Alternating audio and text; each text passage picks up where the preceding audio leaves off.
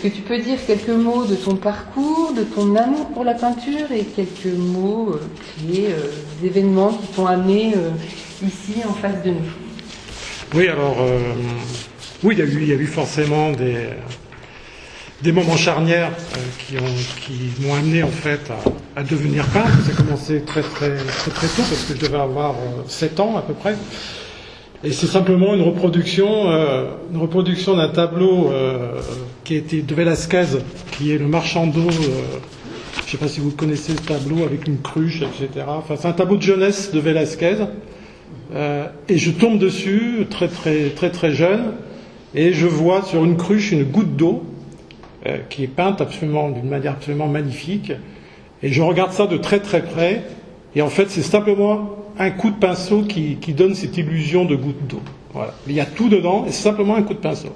Mais de loin, l'effet est absolument incroyable par rapport à simplement un état très minime au niveau de l'intention. Donc une touche de pinceau qui donne en fait l'effet d'une goutte d'eau avec tout ce qu'il y a autour. Et ça m'a fasciné. Et je crois qu'à partir de ce moment-là, j'ai décidé que je voulais devenir peintre. Donc ça a été un moment vraiment clé pour la suite de ma carrière. Bon, après, j'ai fait les Beaux-Arts de Paris, voilà, donc j'étais dans les ateliers de Pincas, entre autres. Tu peux préciser qu'en fait, j'avais entendu que très jeune, mineur, il est rentré dans l'école des Beaux-Arts qui était proche de sa ville. Et oui. Puis, dans ces Beaux-Arts-là, tu n'as pas vraiment trouvé ton compte parce que tu voulais rentrer aux Beaux-Arts de Paris, mais tu ne pouvais pas parce que tu étais mineur. C'est ça. Donc, dès qu'il a eu sa majorité, il a réussi à rentrer aux Beaux-Arts de Paris. Donc, voilà. À l'époque, il y avait une grande différence entre les Beaux-Arts régionaux et vraiment les Beaux-Arts de Paris, qui est une école nationale. Et dans les écoles régionales, c'était surtout, il y avait beaucoup de concepts. Donc la peinture, on en faisait très peu à l'époque. Et c'était surtout tourné vers l'art conceptuel. Et ça m'intéressait pas trop. Moi, je voulais apprendre vraiment le métier de peintre. Donc avec les pigments, avec les produits et tout ce qui découle de ça. Et donc c'est aux Beaux-Arts de Paris, en fait, où il y avait une section qui se faisait avec Pincas. Et en fait, ça ressemblait pas vraiment à un atelier de peinture, c'était plutôt un laboratoire de chimie, puisqu'on travaillait avec un grand chimiste qui s'appelait Petit. Et c'est son nom. Mais il était très grand. Et c'était en fait un spécialiste des vernis. Et donc, on faisait des expériences, évidemment, à base de pigments, à base de tous les produits qui vont avec. Vous allez voir tout à l'heure comment ça se passe. Puisque là, on va expérimenter 2 techniques qui sont la tempéra et la saponification à la cire. Donc 2 techniques très simples, comparées à la peinture à l'huile qui est un peu plus complexe. Puis après, vous pourrez faire des expériences, parce qu'on a prévu une table, etc. Donc j'ai amené des pigments, et puis vous pourrez tester sur du papier les 2 techniques dont je viens de vous parler. Alors, au niveau des pigments, évidemment, donc là, on peut peut-être commencer avec la première image. Voilà, donc ça, c'est ce qui est de l'ocre, tout ce qui est ocre naturel à l'état brut. Donc ça, c'est Roussillon, c'est le Colorado. Vous connaissez peut-être ces régions-là. Donc, ce qui est extrêmement intéressant, en fait, c'est que c'est de la roche ferrique composée d'argile, essentiellement. Donc, argile colorée par un hydroxyde de fer, ce qu'on appelle l'hématite, c'est l'ocre rouge. On a la limonite qui est pour toutes les couleurs brunes. Et la goétite jaune, composée à plus de 80% de quartz. Donc ça, c'est vraiment la couleur à l'état naturel. Alors bien sûr, on ne peut pas l'utiliser telle qu'elle. Donc là, en fait, il y a des bacs de décantation, parce qu'en fait, on va essayer par la décantation, de récolter la surface où le pigment sera plus fin. Puisque, en fait, par la loi de la pesanteur, les particules les plus lourdes vont tomber au fond et on récupère en fait la fleur et on recommence dans un autre bac pour avoir un pigment extrêmement fin, parce qu'un pigment grossier, on ne peut pas l'utiliser en peinture. Donc c'est pour ça qu'il faut broyer les couleurs par la suite, etc. Donc on peut passer encore là à l'autre image qui est aussi, voilà. Donc là ça va dans les ocres, ocre jaune, ocre rouge. La musique. Donc on peut passer encore à la suivante. Ça va te montrer, voilà. Donc là, voilà, on a un peu l'état brut comme ça, des différentes possibilités. En fait, on va vraiment de l'ocre rouge, l'ocre jaune, d'un certain jaune, certains violacés aussi. Donc on passe à la suivante. Voilà, ça c'est les fameux bacs de décantation dont je vous ai parlé tout à l'heure. Et après donc on récolte vraiment à la surface pour avoir un pigment de plus en plus fin. Donc l'art pariétal, voilà. Donc ça, évidemment, on découle par rapport à l'art pariétal, puisqu'en fait eux, ils avaient évidemment ces pigments naturels à portée de main. Donc après, au niveau de la technique par rapport à l'art pariétal, évidemment, donc on a quoi? On a des ocres. À partir du moment où ils ont découvert le feu, on a pu chauffer effectivement certains ocres, comme l'ocre jaune, et obtenir de l'ocre rouge en fait par carbonisation. Hein, à partir de 800 degrés, on arrive à obtenir après un changement chimique au niveau de la couleur. Et c'est la même chose pour les terres d'ombre naturelles, terres d'ombre calcinées, etc. Donc c'est le même pigment à la base qui a subi une transformation par justement le feu, hein, et la chaleur. Donc ça a permis de multiplier un peu plus la gamme des couleurs. Alors l'art pariétal, c'est 17 000 ans avant notre ère.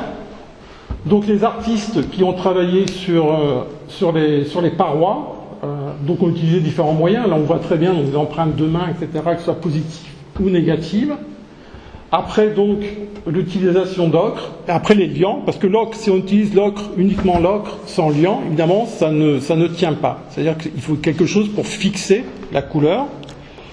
Donc, il faut toujours une colle, il faut toujours un liant, il faut toujours un diluant, quelle que soit la technique qu'on va utiliser. Et eux, évidemment, avaient très très peu de moyens. Donc il y a des graisses animales qui ont servi à fixer les ocres naturels. L'urine aussi était un moyen. Donc il y a plein d'autres moyens aussi utilisés, le sang par exemple. Donc c'est des matériaux qu'ils avaient sur place, sur eux. Et donc ils ont effectivement travaillé avec très très peu de pigments, très très peu de liants différents. Et ils ont exprimé comme ça sur les grottes, donc sur un support quand même bien particulier.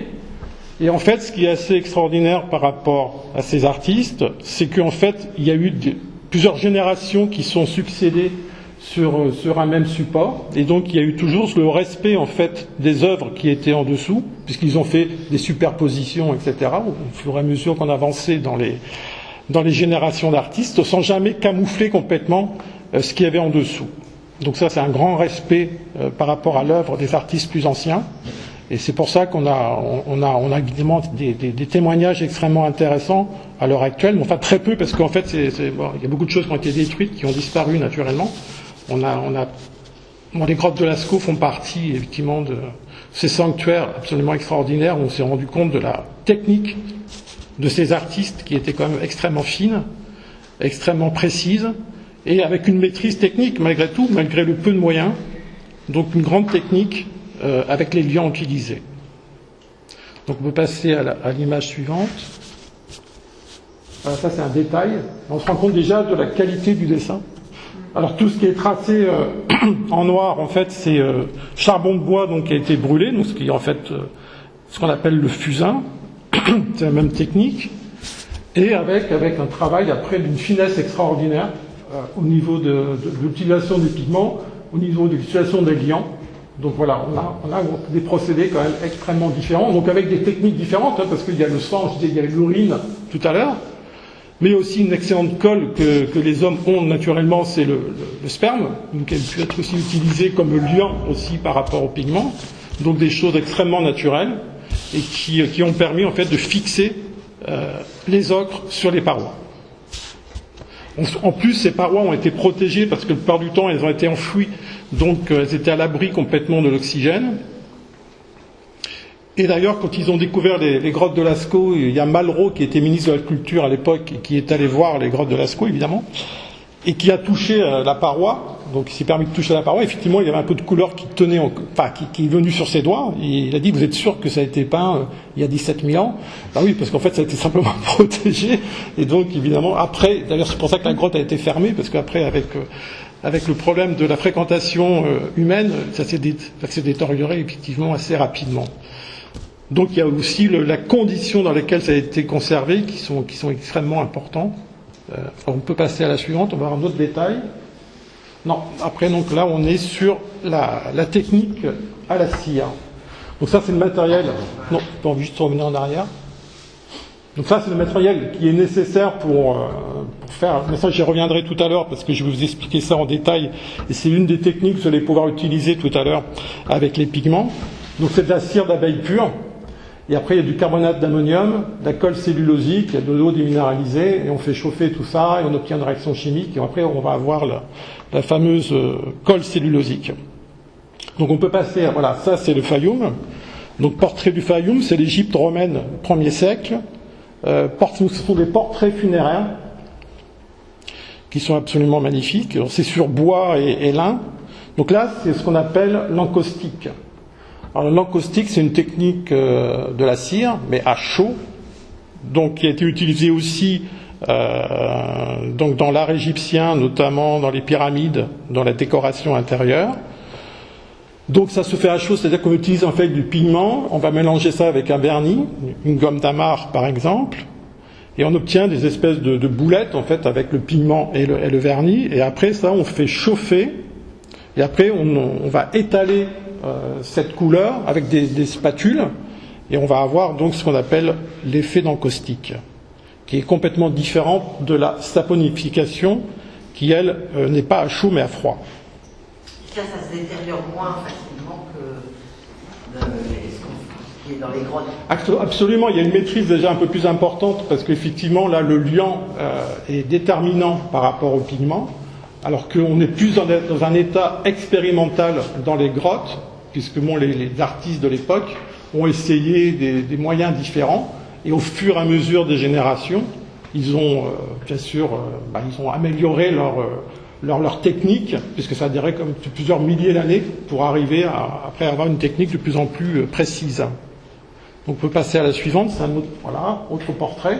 On peut avoir une certaine matière qui est assez intéressante d'ailleurs, très expressive.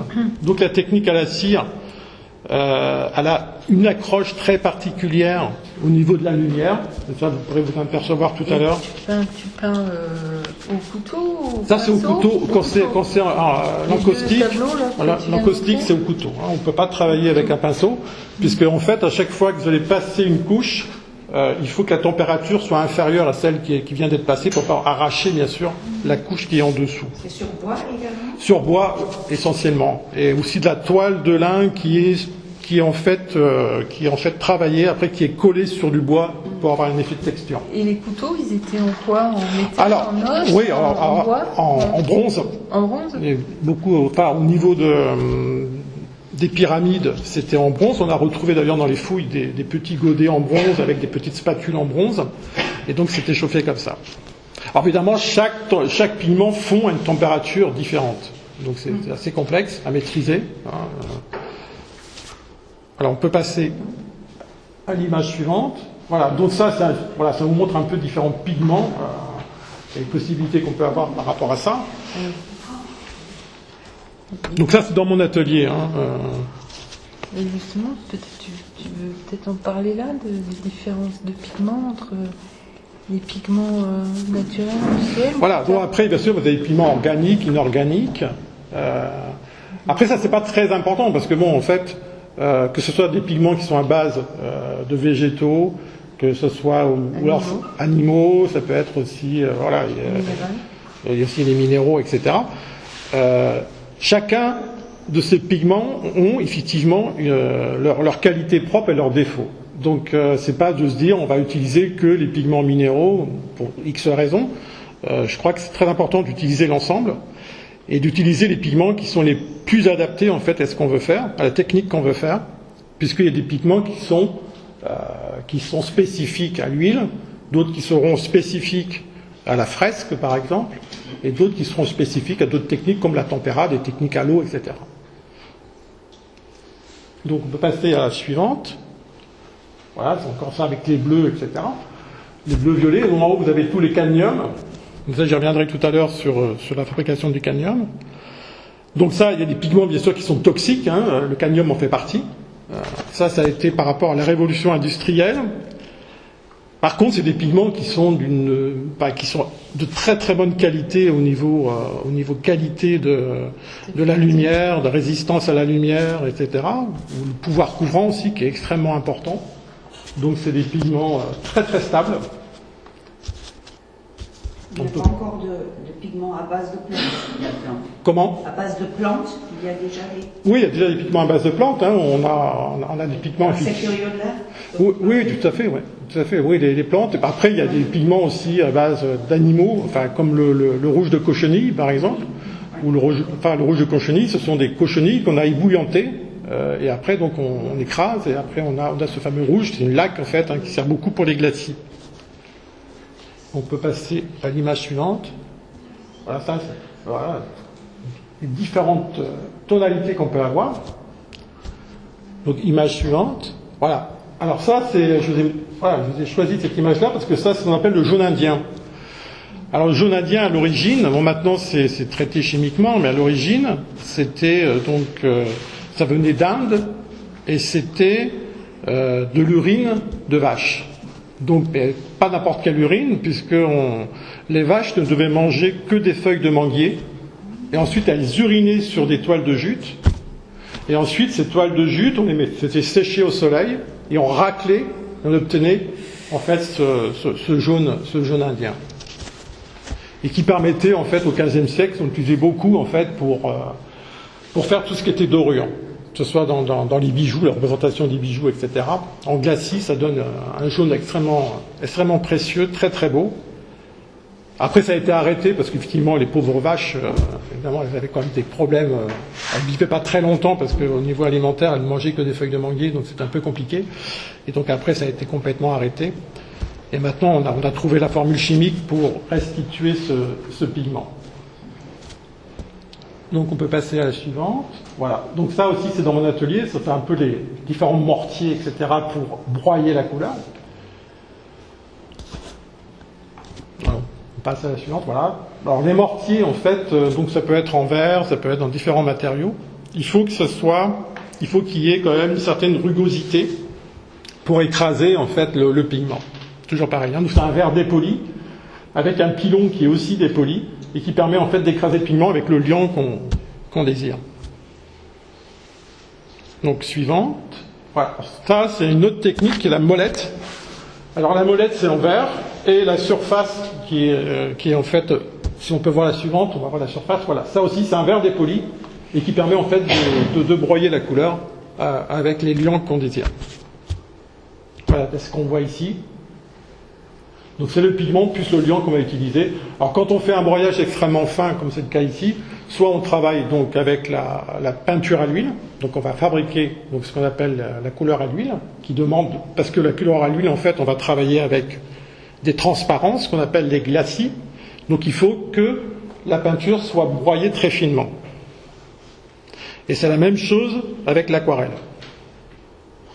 Donc ça c'est la méthode artisanale, et là maintenant vous allez voir la méthode industrielle, donc qui se fait avec des rouleaux. Donc on peut voir la suivante aussi, on voit aussi. Donc, vous voyez ça c'est l'atelier, donc j'ai mis ça entre les deux, parce que ça c'est l'atelier de Warneck, à l'époque de Warneck, donc au XVe siècle. Alors ça c'est marrant parce qu'on voit ici là, des apprentis qui sont en train de broyer les couleurs là, sur des plaques, etc. Et donc un atelier au XVe siècle c'était un peu comme ça. Voilà. Et alors ce qui est marrant de voir ça, c'est que la notion d'atelier au XVe siècle, ce qui en reste aujourd'hui, dans un atelier d'artiste, évidemment ça a complètement disparu parce que les artistes ne broient plus leurs couleurs, en règle générale ils achètent des tubes tout faits, sauf exception. Et donc là ce qui est intéressant c'est de voir un peu le fonctionnement, c'est-à-dire que chaque apprenti était en fait spécialisé dans un domaine bien particulier, que ce soit le broyage, que ce soit pour l'imprimature, c'est la première couche quand on peint à l'huile, la technique Warneck, que ce soit bien sûr pour fabriquer aussi les enduits sur les châssis, etc. Donc chacun avait son rôle et ça ressemblait en fait énormément à la haute couture à l'heure actuelle, c'est-à-dire qu'il y a le maître et puis après il y a les petites mains qui sont spécialisées dans chaque domaine jusqu'à la fabrication finale. Et même dans les artistes, quand on va chez Rubens, où il y avait une centaine d'apprentis qui travaillaient avec lui, Et donc c'était vraiment une industrie déjà, et c'est pour ça qu'il a peint des tableaux aussi grands, parce qu'en fait il a bien sûr réalisé l'œuvre, mais pas complètement, c'est-à-dire que c'est les apprentis qui commençaient le travail. Donc lui, il donnait déjà les instructions sur la composition, etc. Et puis après il intervenait sur les dernières couches avec les glacis, etc. pour finaliser l'œuvre. Donc c'était déjà un travail, on va dire presque industriel, dans le sens où c'était plus l'artiste qui faisait tout depuis le début jusqu'à la fin, mais il y avait un nombre assez important d'apprentis qui participaient à l'œuvre. Donc on peut passer à la suivante. Voilà, donc ça c'est toujours la peinture industrielle. Voilà. Et donc c'est des rouleaux qui ont une pression extrêmement importante et qui broient la couleur, alors beaucoup plus qu'avec le mortier, évidemment. Alors alors c'est assez intéressant parce qu'effectivement, jusqu'où on peut aller dans le broyage de la couleur. Est-ce que c'est important d'avoir une peinture extra fine? Est-ce que ça apporte quelque chose à l'artiste? Là, c'est la question. Et en fait, on s'est aperçu, en analysant des fragments de tableaux de Van Eyck, donc du XVe siècle, que les couleurs industrielles sont 30 fois plus fines que les couleurs qu'avait Van Eyck, qui étaient faites avec le mortier et le pilon. Et en fait, on vous vend tout simplement quelque chose qui ne sert à rien, sauf à augmenter le prix du tube. Quand vous allez acheter de la peinture où c'est marqué extra fine, au-delà d'un certain dosage, ça ne sert plus à rien. Parce que Van Eyck, on est déjà dans une finesse extraordinaire dans ces tableaux, donc on peut vous vendre une peinture extra fine, mais en fait, au bout d'une certaine finesse, après ça ne sert plus à rien. Voilà. Sauf à vous vendre le tube beaucoup plus cher au niveau de l'industrie. La dénomination extra fine, c'est pas tant la taille du fragment du broyage du pigment, mais du broyage de la poussière de pigment, c'est aussi la quantité et le pourcentage qui est mélangé. Alors, évidemment. Voilà. Parce que dans les peintures à l'huile fines, qui sont très peu chères, il y a quand même un pourcentage de pigment quand même bien inférieur. C'est ça. Le pigment étant plus cher que l'huile, évidemment. Voilà, donc,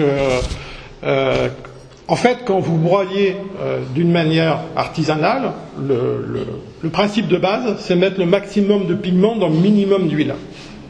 Donc on n'a pas du tout la même qualité de pâte par rapport à une peinture industrielle qui est souvent très grasse, parce qu'il y a beaucoup plus d'huile.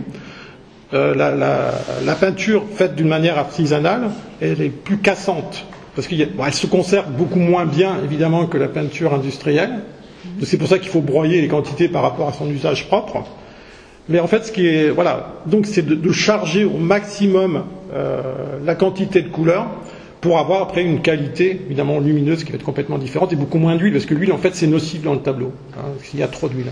C'est pas quelque chose qui est bon pour la conservation. Donc voilà, alors ça c'est une vessie de porc, parce qu'évidemment à l'époque de Van Eyck il n'y avait pas de tube, donc on conservait donc les couleurs dans des vessies de porc qui permettaient en fait de remplacer, parce qu'on a après été remplacé après par les tubes industriels. Donc on a une deuxième pour montrer un peu voilà, c'est ça. Et en fait, ça, c'était rempli de couleurs. Et après, on extrayait la couleur. Ça, c'était pour conserver la couleur, une fois qu'elle était broyée, en fait. Et là, voilà, ça, c'est les tubes industriels qu'on remplit maintenant et qui ont remplacé, bien sûr, les vessies de porc. Voilà. Donc ça, c'est Van Eyck, les époux Arnolfini. Donc ça, c'est le XVe siècle. Alors j'ai choisi ce tableau parce que il y a une finesse extraordinaire, notamment dans le miroir, etc. Vous allez avoir après un gros plan qui va arriver là-dessus. On va aller voir un peu la précision. C'est vraiment au millimètre près, quoi. C'est extrêmement impressionnant. Donc ça, c'est la peinture à l'huile, donc du XVe siècle. Donc ça a été révolutionnaire. Je vais expliquer la différence avec la peinture italienne. Alors, il y a deux écoles. Il y a l'école flamande. Donc là, on voit. Voilà. Donc ça fait que quelques millimètres. Enfin, on voit en fait des scènes ici. Et ça, c'est vraiment incroyable, quoi. C'est d'une précision extraordinaire. Et on voit le reflet dans le miroir, bien entendu. Alors, la différence, il y a deux grandes écoles au XVe siècle. Il y a l'école, bien sûr, flamande et l'école italienne. Donc, il y a des différences entre les deux écoles. Là, je vais vous en parler un petit peu. Van Eyck, en fait, qu'est-ce qui se passe? La peinture à l'huile, comment elle est venue, en fait, dans l'histoire de l'art? Avant, on travaillait à la tempera. Tempera, c'est la peinture à l'œuf. Donc, peinture à l'œuf, c'est tout ce qui est le Moyen-Âge. Donc, on travaillait sur bois, Et donc Botticelli, par exemple, lui, c'est de la tempéra. Et puis les artistes ont voulu apporter quelque chose en plus par rapport à la tempéra, c'est d'avoir une transparence. Et la transparence, donc, c'était par rapport au glacis. Donc c'est ton transparent qu'on obtient avec une peinture broyée extrêmement fine avec de l'huile, pour avoir effectivement un rendu après encore de plus en plus, on va dire, figuratif par rapport au portrait notamment. Donc d'essayer de restituer vraiment une ressemblance et quelque chose de vivant dans le tableau.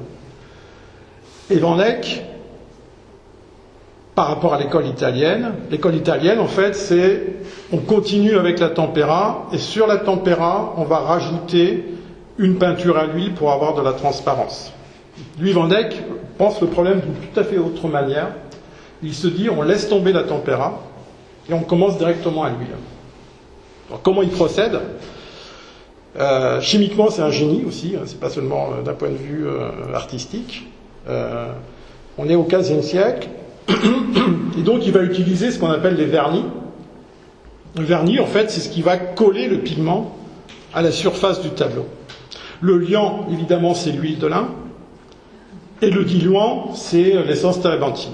Donc ça, c'est la règle d'or dans toutes les techniques, quelles qu'elles soient, que ce soit à l'huile ou des techniques à l'eau, il faut toujours qu'il y ait un liant, un diluant et une colle pour que la peinture puisse durer dans le temps. Ce qu'on n'avait pas forcément d'ailleurs dans l'art pariétal. Et c'est pour ça que la peinture restait un peu sur le doigt quand on touchait sur les parois des grottes. L'essence de térébenthine, ça vient du térébenthine. Ça vient de quel arbre ? Après, voilà, c'est ça, c'est des arbres, c'est des essences. Ouais. Ça vient pas d'un pain. Ça vient pas ? D'un pain. Alors, il y a différentes essences, hein, encore une fois, c'est assez complexe. Il y a des pins aussi, où on peut extraire en fait l'essence, il y a ça. Après, il y a des qualités d'essence différentes. Après, donc, il y a des variantes par rapport à ça. Et puis, l'essence térébenthine, c'est quand même quelque chose qui a été utilisé parce qu'en fait, par rapport à ses qualités, et ses qualités surtout de pureté, ça c'est très important, qui n'est pas en fait d'impureté quand on le dépose sur le tableau. Donc c'est pour ça qu'on n'utilise pas de white spirit ou d'autres choses qui n'ont rien à voir avec la térébenthine, qui est rectifiée ou birectifiée comme on dit, et qui permet en fait d'avoir quelque chose d'extrêmement pur sur la surface du tableau. Après, il faut que je vous explique pourquoi effectivement il faut cette pureté, parce qu'on travaille dans des films transparents, donc dans une finesse extrême. Et pour que la couleur puisse ressortir, il ne faut pas qu'il y ait d'impureté qui vienne se mélanger avec ça. Ça, c'est très important. Alors, je vais revenir à la technique Van Eyck avec donc le système des vernis. Donc les vernis, il y a plusieurs vernis possibles, que ce soit la gomme d'Amar ou le vernis mastic. Donc la gomme d'Amar, c'est pareil, c'est extrait ça de végétaux qu'on taille, etc. On incise, et puis il y a une résine qu'on va récupérer et qu'on va écraser par la suite et qu'on va faire dissoudre dans l'essence de térébenthine. À des dosages différents, parce qu'il y a le 1,2 et le 1,3, pour rentrer dans des termes un peu techniques. Donc le 1,2, c'est un volume de résine pour 2 volumes d'essence, et le 1,3, c'est un volume de résine pour 3 volumes d'essence. Alors les deux ont une fonction bien différente. Donc, dans la première couche, si on imagine ce tableau-là à l'état d'ébauche, on a bien sûr le dessin qui est fait au fusain, etc. Donc ça, c'est la première étape. Ensuite, on repasse le fusain avec de l'encre diluée, voilà, pour enlever le fusain qui pourrait salir la peinture. Et ensuite, on a ce qu'on appelle l'imprimature. Alors l'imprimature, c'est une couleur broyée à l'huile, donc souvent ce sont des ocres ou des terres, fortement diluées dans du vernis 1,3, donc un volume pour 3 volumes d'essence. Donc on passe tout ça sur le tableau. Donc c'est une espèce de jus comme ça qu'on va passer, et après, une fois qu'on a passé cette teinte sur le tableau, avec un chiffon, on va tourner comme ça sur la surface du tableau pour faire ressortir le blanc du tableau et pouvoir un effet un peu comme un buvard en fait, qui va venir sur toute la surface. À la suite de ça, donc là pour l'instant on a très peu d'huile dans le tableau, puisqu'on a surtout du vernis. Donc après on va faire ce qu'on appelle les fameux sfumato. Sfumatose, c'est les tons en fait qui vont donner l'aspect fumé dans le tableau. C'est une réaction chimique et c'est un gris qu'on peut obtenir que comme ça, c'est-à-dire avec un blanc. Donc à l'époque de Van Eyck, il n'y avait pas de blanc de titane parce que ça n'existait pas. Donc c'était souvent du blanc de plomb ou du blanc de zinc qui était en fait broyé avec de l'émulsion. Je vous explique un peu ce que c'est l'émulsion. Dans la technique Van Eyck, le blanc broyé à l'huile n'existe pas. C'est un blanc qui est broyé avec de l'émulsion. Alors l'émulsion, qu'est-ce que c'est ? C'est un mélange avec de l'huile de lin, mais pas n'importe quelle huile de lin. C'est l'huile de lin qui a été épaissie au soleil pendant 3 semaines. Alors pourquoi on procède comme ça ? C'est une préoxydation. C'est-à-dire pendant 3 semaines, on va mettre de l'huile de lin dans un plateau, on va mettre ça au soleil, on met une vitre par-dessus. On a un espace entre le plateau et la vitre pour que l'air puisse circuler. Et on remue tous les jours avec une spatule. Et donc cette huile va se transformer chimiquement au bout de 3 semaines à peu près, enfin ça dépend après de la chaleur, etc. Elle va épaissir, elle va ressembler en fait à du miel, dans la consistance et dans la couleur. Et une fois qu'elle a épaissi, donc on la filtre et on va l'utiliser pour peindre. Donc elle est préoxydée, ça veut dire qu'ensuite, quand on va passer les couleurs, elles ne changeront plus avec le temps. Et ça, c'est très très important. Et à l'heure actuelle, dans les médiums que vous pouvez acheter dans le commerce, évidemment, c'est pas fait dans cette idée-là. Ça coûterait beaucoup trop cher. On peut pas se permettre d'épaissir de l'huile de lin pendant 3 semaines et de le vendre après. Ça aura un prix extrêmement important. Et du coup, c'était comment alors Au niveau industriel, c'est fait un peu n'importe comment, hélas. Donc c'était. Alors après, c'est toujours le même problème. C'est comme les châssis. Après, moi, j'ai des élèves qui viennent me voir avec des châssis qu'ils ont dû payer, je sais pas, 5 euros ou 10 euros, qui viennent de Chine, et c'est absolument inutilisable. C'est-à-dire, en fait, c'est une cagette sur laquelle on a mis une espèce de toile synthétique. On a agrafé ça plus ou moins bien. Et c'est absolument inutilisable. C'est-à-dire que voilà, le châssis, c'est quand même la fondation de l'œuvre. Si effectivement on a une toile de très mauvaise qualité, ça sert à rien de travailler avec des produits d'excellente qualité sur quelque chose qui ne va pas tenir parce que le châssis, c'est quand même la base. Donc là, j'insiste énormément sur la qualité, bien sûr, du châssis qui est fondamentale et des enduits qui sont passés, bien sûr, sur la toile. Et ça, j'y reviendrai tout à l'heure sur la qualité du support. Donc, on a donc ce blanc à l'émulsion qui est fait donc de liant, voilà, il y a un liant qui c'est la colle cellulosique, qui est extrêmement important. Il y a bien sûr le vernis d'Amar 1,2, et puis après on a de l'eau déminéralisée et de l'huile de lin épaissie au soleil. Et on a une émulsion qui va permettre en fait d'avoir un blanc très particulier, comparé à un blanc qui aurait été broyé uniquement à l'huile. C'est que ce blanc en fait va s'oxyder d'une manière extrêmement différente que le blanc à l'huile. Il va s'oxyder d'une manière beaucoup plus rapide et il va se diffuser en s'oxydant. Donc ça va permettre d'avoir ces fameuses sfumatoses, une réaction chimique entre le blanc à l'émulsion et l'imprimature qui est encore qui n'est pas oxydée encore, donc qui est encore humide. Et donc là, il y a une réaction qui se fait donc avec l'émulsion, le blanc à l'émulsion et l'imprimature. Et ça, quand on le fait, c'est extraordinaire parce qu'on le voit directement, ça réagit très très vite et on a un ton fumé qui arrive. Alors par contre, on a très peu de temps pour le faire parce que ça va s'oxyder très rapidement. On a à peu près 10 minutes pour avoir ces fameux sfumatoses. Après, c'est terminé. Le processus chimique, ça s'interrompt. Donc, les tons fumés, c'est ce qu'on a par exemple dans les tableaux de Léonard de Vinci dans les ciels, où on a cette espèce de nuages un peu gris, etc. Et là, souvent, ce sont des sfumatoses qui sont restés depuis le début jusqu'à la fin de l'œuvre. Donc ça, c'est pour moi la première couche. Et après, donc, il y a un travail de grisaille. Donc la grisaille, c'est les couleurs locales qu'on va mélanger avec l'émulsion. Et on va passer comme ça sur le tableau tout l'ensemble des teintes avec cette émulsion. Et après, on va intervenir avec ce qu'on appelle les fameux glacis. Alors, beaucoup d'artistes confondent glacis et jus, ça n'a rien à voir. Le glacis, c'est un terme technique où en fait on va passer une couche de médium sur la surface du tableau, une couche extrêmement fine de quelques microns d'épaisseur. Et une fois qu'elle est passée, on va prendre la couleur pure à l'huile et on va frotter sur ce médium qui est sur la toile, sur le support.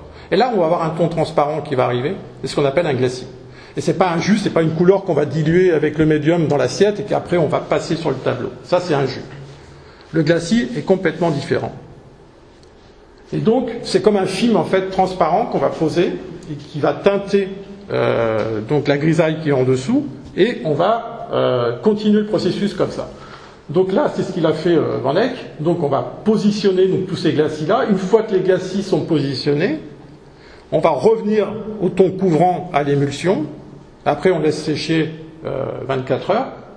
Et on repasse une couche de médium, et on refait des glacis, et on refait des tons couvrants, et on peut aller jusqu'à 40 couches comme ça, en atteignant que quelques microns d'épaisseur. Donc c'est très très fin. Différents endroits du tableau, on est d'accord. Voilà, après. Certains endroits, tout à fait. d'autres endroits voilà. là. Voilà. Alors ce qui est génial chez Van Eyck, chimiquement, c'est qu'il commence son tableau avec du 1,3, vernis d'Amar 1,3. Dans le médium, on a quoi? Dans le médium, on a du vernis d'Amar 1,2, donc beaucoup plus fort.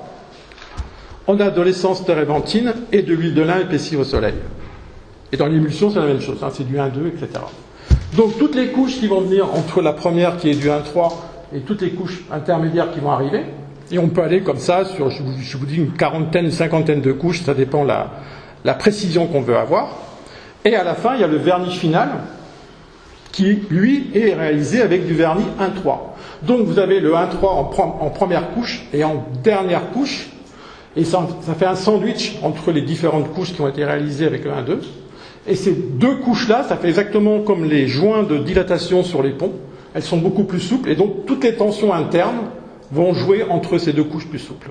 Et ce qui permet en fait d'éviter tout ce qui est craquelure, etc., et destruction de l'œuvre. Donc ça, au XVe siècle, d'avoir mis ça au point, et parce qu'on a pu effectivement le constater, et ces tableaux sont en excellent état de conservation, parce que justement, chimiquement, c'est très très au point au niveau de sa technique, et c'est une des techniques les plus pointues qui existent au niveau de la peinture à l'huile. Alors bien sûr, cette technique-là, il n'y a pas d'écrit. Donc à l'époque, au XVe siècle, c'était vraiment chasse gardée. Évidemment, les artistes ne voulaient pas montrer leur technique, ne voulaient pas qu'on les imite. Et donc, c'était des ateliers donc, qui étaient... où il y avait bien sûr il y avait quand même un tour d'Europe des maîtres qui voyageaient, qui allaient en Italie, etc., pour découvrir d'autres techniques et pour essayer d'améliorer leur propre technique. Et tu dis qu'en fait, c'est quand tu étais à Paris que ce prof a remis un peu... Alors, voilà, parce qu'il y a eu des études physico-chimiques et par spectrométrie c'est ça. Pour voir la composition alors, des toiles. Voilà, il faut que je fasse un petit rappel au niveau historique de ce qui s'est passé. Donc au XVe siècle, on a donc cette technique-là et c'est vraiment un ovni Van Eyck par rapport aux autres artistes de son époque, puisqu'il est vraiment très très au point chimiquement. Donc, on avait complètement perdu sa technique, puisqu'il n'y a pas d'écrit. Donc, c'était transmis plus ou moins par rapport aux apprentis, etc., qui travaillaient.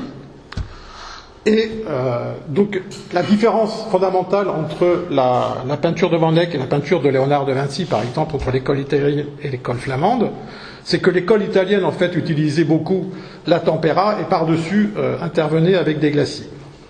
Autre phénomène aussi extrêmement différent entre les deux, c'est par rapport à l'huile de lin utilisée.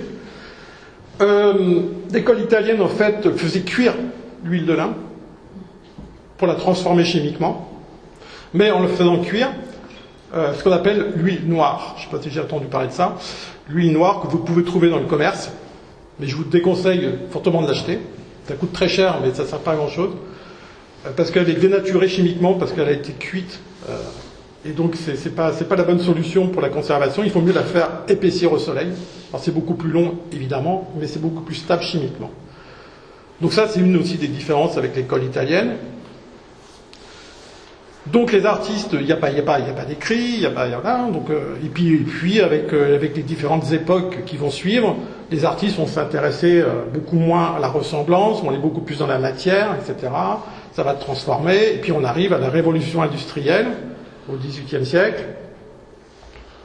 en Angleterre. Et là, donc évidemment, un artiste du XVe siècle, que ce soit Van Eyck ou Léonard de Vinci, avait à leur disposition une trentaine de pigments à peu près. Ce qui est déjà pas mal, hein, parce qu'une trentaine de pigments, si on les mélange entre eux, etc., on peut avoir quand même pas mal de couleurs. Et puis il y a la révolution industrielle qui arrive, et là de 30 pigments, on arrive à 30 000. Alors évidemment, dans ces 30 000 pigments, beaucoup de pigments sont de moindre qualité. Et c'est ça qui va avoir des conséquences extrêmement importantes sur des problèmes de conservation, notamment par rapport aux impressionnistes, entre autres, où c'est catastrophique. Oui. J'avais une question entre Van Eyck et Léonard de Vinci. Ouais. Lequel des deux, en termes de conservation et de restitution, de conservation de l'œuvre, est-ce que j'ai l'impression que Van Eyck est plus fort que complètement. Léonard de Vinci? Léonard de Vinci était, Il a fait des conneries. voilà, était quelqu'un qui expérimentait beaucoup, qui était très impatient. Et qui a fait des choses géniales, hein, ça ne change rien, mais au niveau conservation, il a été catastrophique. Notamment la fresque, voilà, la scène, où il a commencé, donc la fresque qui se fait dans le frais, bon, c'est la chaux, etc., c'est assez complexe, et c'est assez limité au niveau technique, c'est-à-dire qu'on ne peut pas faire n'importe quoi, puisqu'on travaille dans le frais, on a un temps limité, et c'est que certains pigments qu'on peut utiliser avec la chaux qui vont réagir. Bon, lui, il trouvait que ça n'avançait pas assez vite, donc après, il a peint à l'huile sur la fresque, ce qui est tout à fait impossible à faire. Et évidemment, après, ça s'est oxydé, enfin bon, il y a eu des tas de problèmes, ça a été nettoyé au laser, point par point, etc. Mais il a fait d'autres expériences, Léonard de Vinci, assez intéressantes, enfin, qui étaient géniales, mais pour les contemporains, parce que ça n'a pas duré longtemps. C'était justement de faire de la fresque et de faire un système de chauffer, en fait, avec de la cire, donc on revient à l'encaustique. Et il voulait faire un mélange entre la fresque, donc qui est dans le frais, et sur cette fresque de chauffer des couleurs donc à la cire et de poser sur la fresque. Donc quelque chose de complètement antinomique. Alors paraît-il, c'était magnifique. Le résultat était extraordinaire, mais le lendemain, tout était par terre.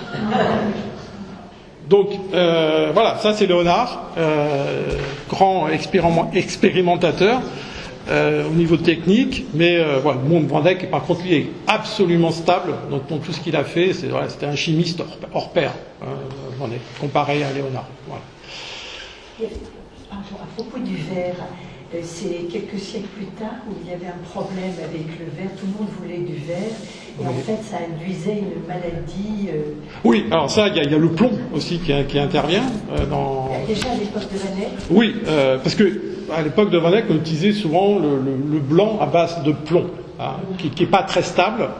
Évidemment, dans la fabrication, le plomb, c'est pas très bon. Le blanc de titane, par exemple, qui est issu de la révolution industrielle, est un excellent blanc, au point de vue couvrant, colorant, etc., et stabilité chimique excellente que n'avait pas Van Eyck à l'époque. Hein. Voilà. Donc évidemment, il y a une évolution aussi par rapport à. Enfin, le fait qu'il y ait l'ère industrielle, c'est pas que des inconvénients. Hein. Il y a des produits aussi de très bonne qualité qu'ils n'avaient pas à l'époque et qui viennent de l'ère industrielle. Mais il y a eu aussi beaucoup de pigments de très mauvaise qualité. Et d'ailleurs, c'est Van Gogh qui en a eu les conséquences, parce que certains verres de Van Gogh sont transformés en orange.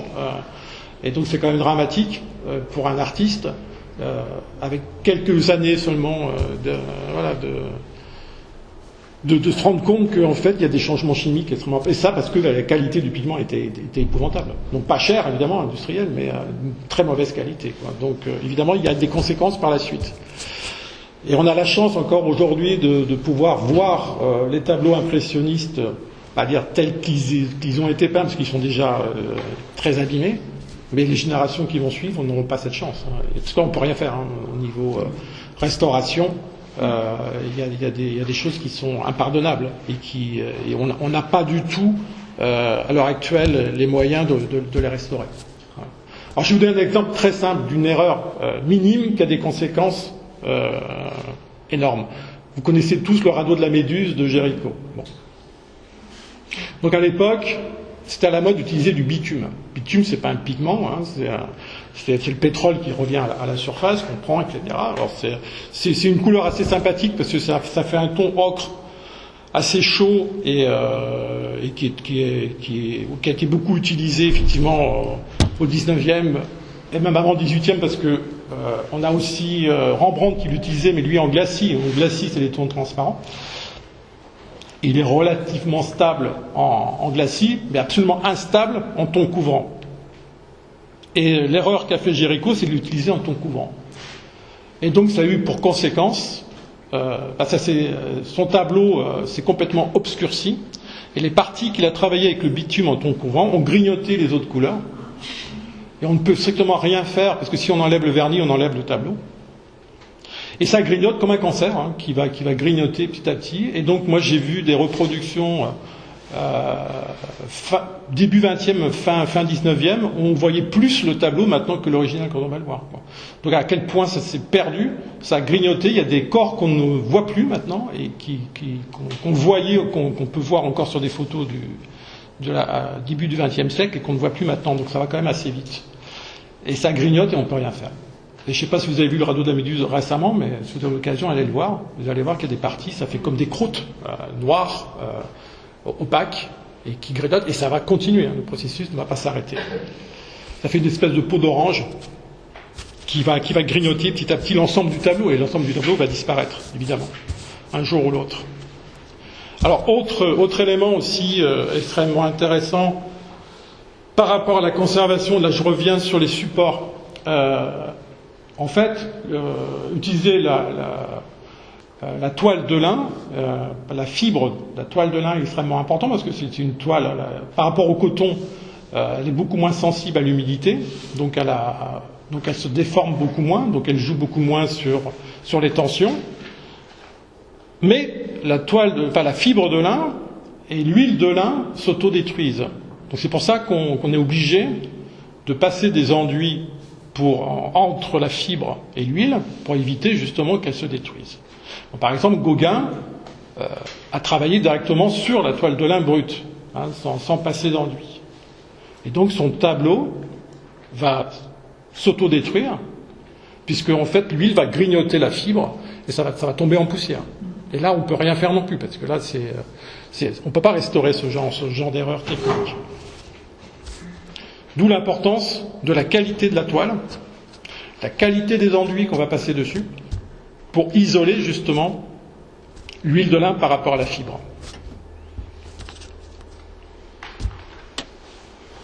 Donc là chez Van Eyck, on est à peu près à 30 ou 40 couches, avec le processus que je vous ai raconté. Donc c'est pour ça qu'on a une précision comme ça absolument incroyable, de quelques millimètres.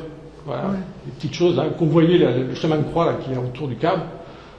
Ça fait c'est grand comme ça, quoi, sur le tableau. Ouais. C'est un ton rond. Ouais. Je reviens à la toile de lin. Quand on les achète, ouais. Elles ont déjà un enduit. C'est-à-dire que. Alors la toile de lin brute n'a pas d'enduit. Celle qu'on achète en rouleau. En rouleau, on peut l'avoir à l'état brut ou déjà enduite. Il y a les deux. Il y a les deux. Parce qu'il y a les deux. Okay. Voilà. Quand elle est. Celle qui est déjà enduite. C'est celle qui est bon. Alors marin, c'est un bon exemple, parce qu'il y a encore une qualité de travail chez eux. C'est pas le cas, bien sûr, si on prend tout ce qui vient de Chine et ce qui est fait, qui est à bas prix, évidemment, c'est de très mauvaise qualité. Donc chez marin, ils ont encore oui, effectivement. De toute façon, il faut mettre le prix. Quand vous avez un format comme ça, et si vous le payez 10 €, il y a quelque chose qui va pas, quoi. Ça, c'est clair. Un truc comme ça, il faut au moins 50 €. Voilà. Mais c'est vrai que sur les rouleaux qu'on voit chez marin, c'est vrai que j'avais fait attention déjà enduit ou pas, après un enduit. Alors après les enduits, évidemment, les enduits ont changé aussi. À l'époque de Van Eyck, c'était la colle de peau, qui était beaucoup utilisée. Après, on a trouvé des enduits qui sont moins contraignants, tels que le Caparol, par exemple, qui est beaucoup utilisé. Avec des pigments, toujours pareil, parce qu'un enduit, en fait, c'est quoi? Il faut une colle, un liant, un diluant. Donc on a l'eau, on a le Caparol qui est la colle, et puis après on a du blanc de titane qui est extrêmement stable, en pigment, mélangé dedans. Et puis après on a du carbonate de calcium qui est la charge, qui va donner une épaisseur à l'enduit. Avoir un enduit après qui soit tout à fait. Après, bien sûr, il y a le gesso. On vous vend, bon, c'est plastifié, c'est pas terrible, ça. Franchement, je vous déconseille. Il faut mieux le fabriquer, avoir un bon enduit, c'est une bonne accroche sur les couleurs après, et c'est pas compliqué à fabriquer. Et voilà. Donc il faut avoir des pigments, il faut avoir un blanc de titane, du carbonate de calcium, ce qu'on appelle aussi ce qui était utilisé aussi pour mettre sur les vitres blanc-bedon. Voilà, exactement, c'est la même chose, hein, carbonate de calcium. Et puis après, vous avez du caparol et de l'eau. Voilà, c'est un volume pour chaque, et vous avez un super enduit pour passer sur votre toile après. Voilà. Bon, après l'enduit, attention, hein, quand on a une toile brute, comme c'est le cas chez Marin, il faut la décatir. Donc il faut enlever l'amidon qu'il y a dessus, déjà. Ensuite, il faut faire un encollage, 2 couches d'encollage, donc c'est effectivement du caparol dilué pour resserrer les fibres, et après 3 couches d'enduit. Et après la toile, elle est OK pour... Après, vous avez un excellent support. Excellent support. Alors bien sûr, tout ça, c'est du travail, je reconnais. Oui. Est-ce qu'on peut dire que Van Dyck, il faisait ça, il se donnait autant de mal par souci de conservation, ou simplement parce qu'il était très précis et que c'était... Oui, les deux sont liés. Hein. Il y a donc cette idée de précision, parce que de travailler couche après couche, d'une manière aussi fine, amène la précision au fur et à mesure qu'on avance. Et puis il y avait aussi, oui, bien sûr, il y avait aussi cette idée que l'œuvre lui, continue à vivre après lui, et puis qu'il restait fidèle par rapport à ça, bien sûr. Je vais vous donner un autre exemple quand même qui est assez dramatique. Mondrian, vous connaissez l'artiste Mondrian, hein, très géométrique, etc. Il utilisait un très mauvais blanc, et en fait ses peintures craquent. C'est pas vieux Mondrian, hein, et donc ça amène des diagonales qui n'étaient absolument pas prévues dans l'œuvre initiale, puisqu'on est en fait sur des verticales, horizontales, couleurs primaires, etc. Évidemment, ça dénature l'œuvre complètement par rapport à ce qu'il avait prévu, quoi. Et donc tout est comme ça. Et moi, je suis retourné là au musée d'Orsay il n'y a pas très longtemps, et quasiment toutes les toiles impressionnistes maintenant sont sous verre pour les protéger un maximum, parce qu'elles travaillent, elles sont voilà. Les artistes impressionnistes, évidemment, ils sont arrivés en fait avec l'ère industrielle, donc avec une quantité de couleurs extrêmement importante, peu onéreuse. Et puis surtout, leur principe, c'était quoi? C'était de peindre à l'extérieur. Il n'est pas question, bien sûr, d'aller avec des vessies de porc à l'extérieur, c'est pas très pratique, etc. Et puis c'était de restituer aussi la lumière, d'aller très vite, que ça sèche très vite. Et puis surtout, ils avaient complètement perdu la technique. Ils ne pouvaient strictement rien, parce qu'en fait, tout ça, avec le temps, la technique s'était perdue. Et donc, effectivement, ils travaillaient comme ils pouvaient. C'est-à-dire qu'ils avaient un médium, il n'y avait même pas de colle dedans, donc pas de vernis. Donc c'était surtout de l'essence térébenthine pour que ça sèche très vite, de l'huile de lin bien entendu, mais pas de l'huile de lin épaissie au soleil. Et donc leur principe c'était de peindre rapidement, de saisir la lumière. Donc il y a des chefs-d'œuvre évidemment de l'époque impressionniste qui sont extrêmement importants, mais hélas, au niveau de la conservation, au niveau de la technique, ça ne va pas durer. Voilà, ils vont se détruire. Et qu'est-ce que le verre il fait? Le verre, c'est une protection qui va retarder l'échéance, mais bon, voilà, c'est tout. Et alors, donc, c'est peut-être par hasard, j'ai revu les coquelicots à Orsay la semaine dernière, que j'avais vu 35 ans auparavant à New York, et je me suis dit, oh, c'est pas aussi beau que ce que je fais. Exactement, vous avez raison. Franchement, absolument. Tout à fait. Je suis déçue. Et c'est ça. Et le drame est là. Absolument. Ça, j'imagine. Et même chez les Matisse, hein, bon, Picasso, n'en parlons pas, ça va être une catastrophe aussi au niveau technique. Parce que Picasso peignait à l'huile avec des peintures qu'il prenait à droite à gauche et il peignait comme il pouvait, quoi. Bon, c'était important, c'était bien sûr le côté expressif, côté créatif. Mais hélas, tout ce pan en fait, toute la moitié du XXe siècle, c'est une catastrophe au niveau conservation. En même temps, on ne peut pas vraiment non plus les comparer parce que c'est de tels écarts. C'est même pas les mêmes gens quoi de l'époque de l'année. Et à notre époque et même au XXe siècle, est-ce que la question de durer, est-ce que tu veux durer ou est-ce que ou c'est du consommable, du jetable? Non, pas forcément du consommable, du jetable, mais de pas forcément vouloir passer la postérité. Quoi. Voilà. C'est une question aussi. La question est intéressante, mais imagine un peu par rapport aux générations qui vont suivre. face à un chef-d'œuvre. C'est-à-dire que là, face à un Van Eyck, les générations qui vont suivre, vont pouvoir le voir tel qu'il l'a peint en fait. Parce qu'il y a très peu de transformations, il y a des micro-fissures, ça c'est tout à fait normal et naturel, mais les couleurs n'ont pas bougé, et quand on voit un Van Eyck aujourd'hui, c'est comme s'il était peint d'hier, ça n'a pas bougé. Donc tu as quand même cette chance extraordinaire d'être face à ce tableau, et d'avoir cette émotion-là, telle que lui a pu la restituer. Après, si ça s'autodétruit extrêmement rapidement, ça veut dire quoi? Ça veut dire que les générations qui vont suivre ne verront plus rien.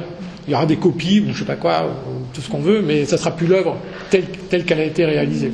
Basquiat, il utilise n'importe quoi ou... Oui, complètement, c'est dans l'époque. Ouais. Oui, bien sûr. Après, il y a quelques-uns quand même qui ont réfléchi déjà dans les années 50, etc. Hein. Puisque après, ce qui s'est passé, c'est que, en fait, on a analysé des morceaux de peinture, des fragments de Van Eyck, on a reconstitué la technique comme ça. Donc grâce au microscope, etc., électronique, etc., la chimie, etc., qui s'est développée. C'est pour ça qu'on a réussi à reconstituer sa technique qui était perdue. Et après, ça a été enseigné aux Beaux-Arts de Paris.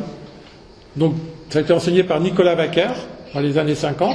Et après, le relais a été pris par Abraham Pincas, qui a continué. Et donc là, les artistes, une partie des artistes ont été sensibilisés à la technique.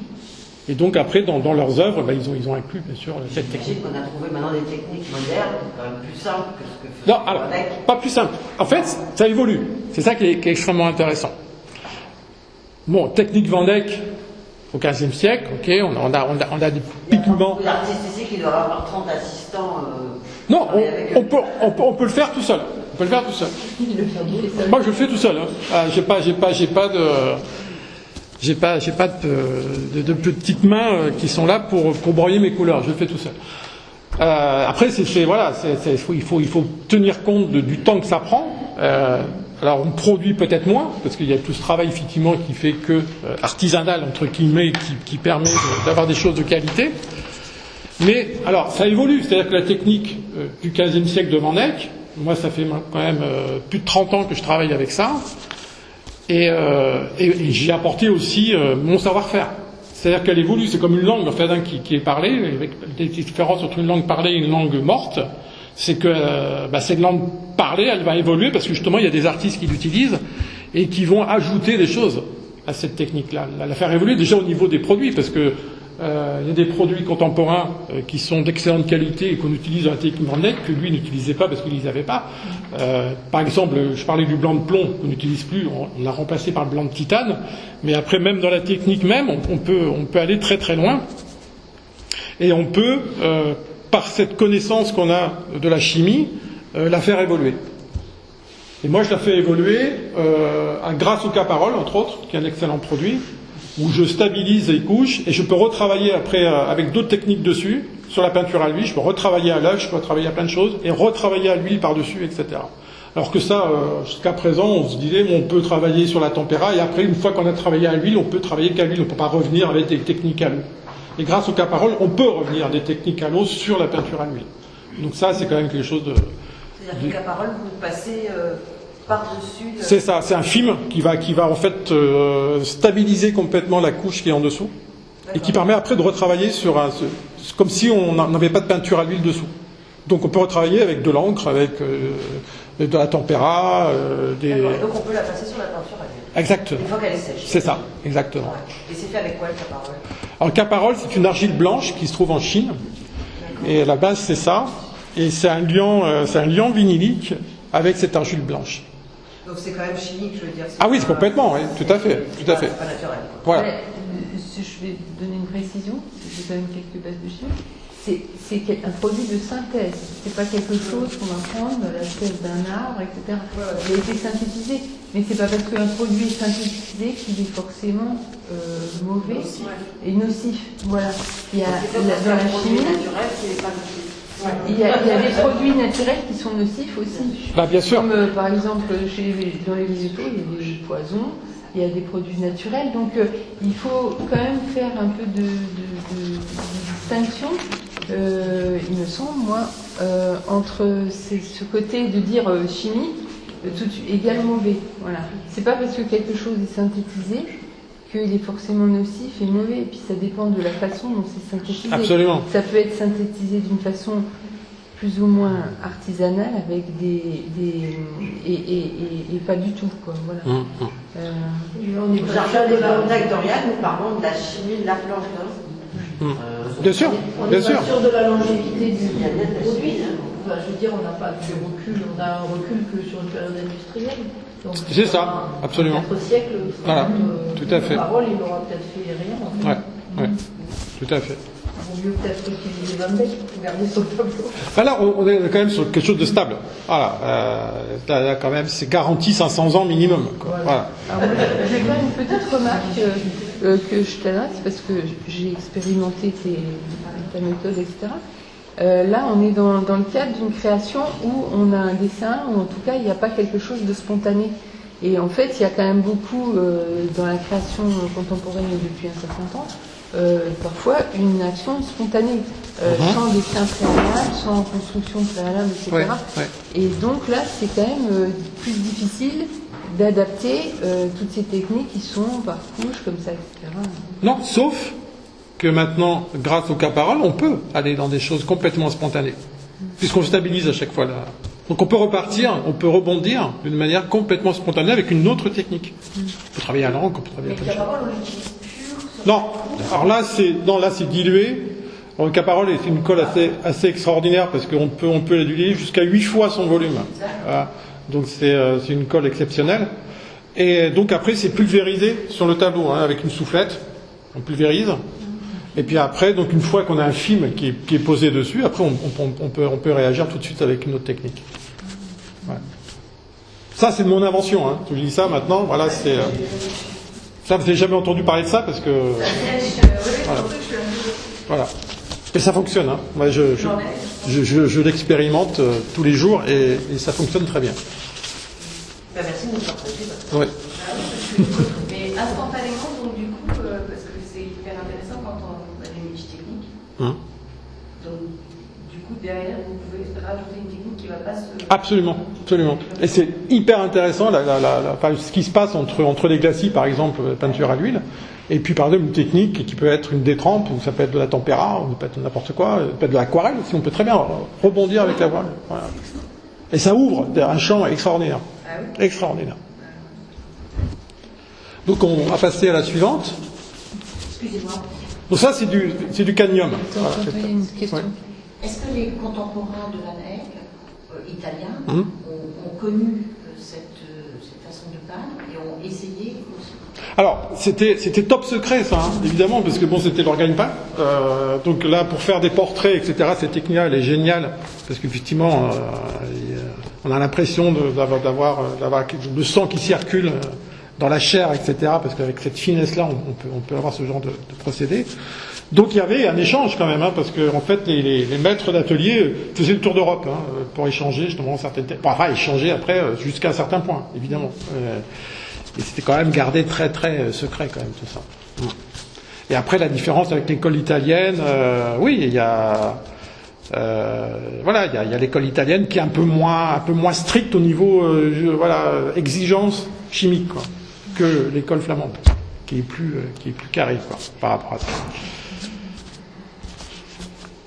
Donc ça c'est du cadmium, voilà. Donc ça par contre c'est toxique. Le cadmium c'est extrêmement toxique, mais c'est un pigment extraordinaire. Voilà. Donc ça c'est la base, c'est le minéraux, et après ça c'est extrait, je peux vous raconter toutes les procédures, c'est du sulfure de cadmium, c'est des résidus d'oxyde de zinc en fait.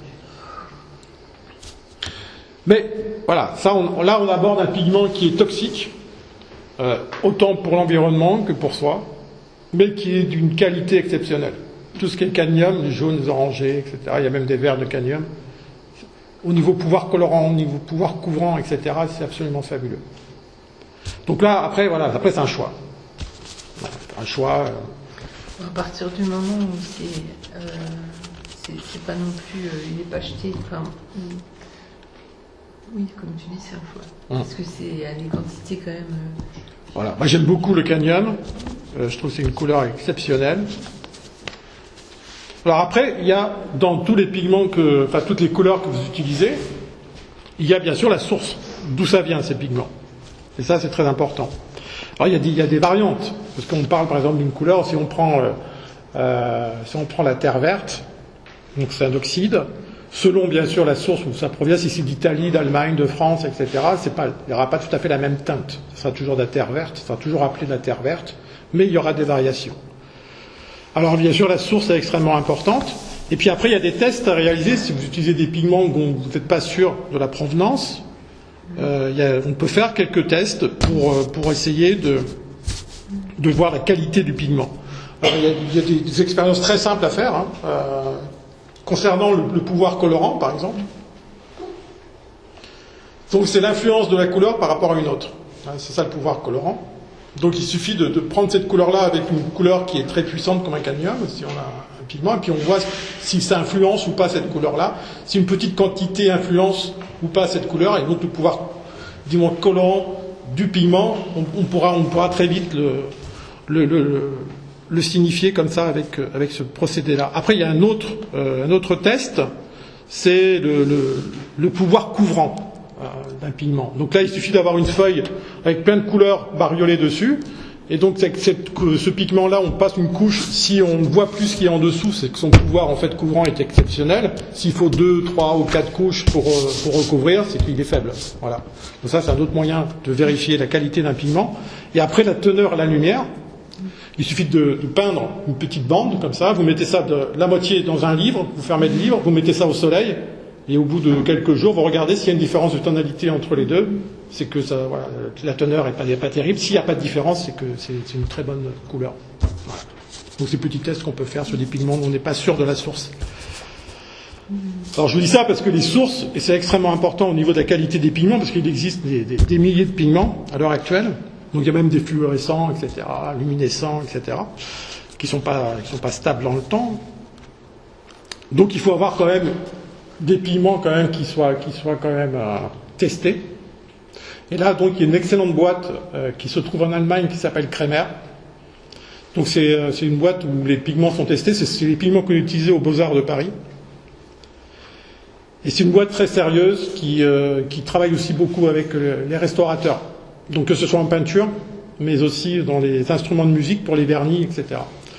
Donc voilà, je vous conseille, si vous voulez acheter des pigments, allez chez Kremer.